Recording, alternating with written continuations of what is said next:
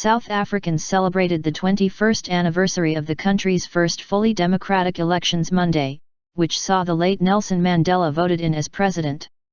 Song, dance, and political slogans dominated the events, attended by thousands across the country, which took place at a time when South Africa is experiencing xenophobic violence, high unemployment, and continued protests over the lack of basic services. During his Freedom Day speech, President Jacob Zuma denounced what he termed anger among the people. Zuma told thousands gathered at the Union buildings in Pretoria that his government has given millions of citizens access to water, education and health care.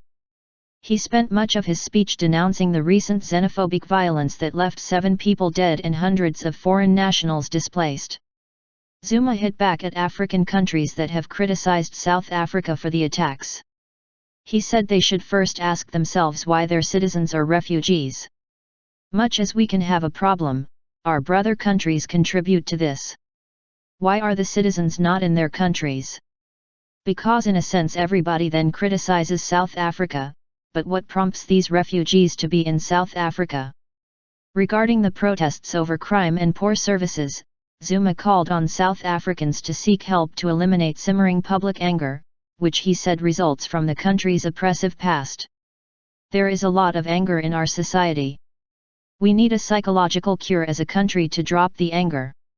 It's not just with the ordinary people, even in Parliament we need to be cured. We are sick, he said. Many South Africans say the protests are really about being left out of the country's economic progress, which they say is largely benefiting the political elite. South Africa's unemployment rate is currently 24%, and more than 10 million of the country's 54 million people are living below the poverty line. Young people also complained about the cost of education, which is now 9% higher compared to a year ago.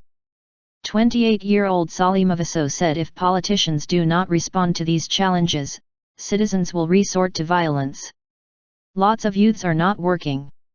Some of them they come from tertiary school but they are sitting at home, they are not working.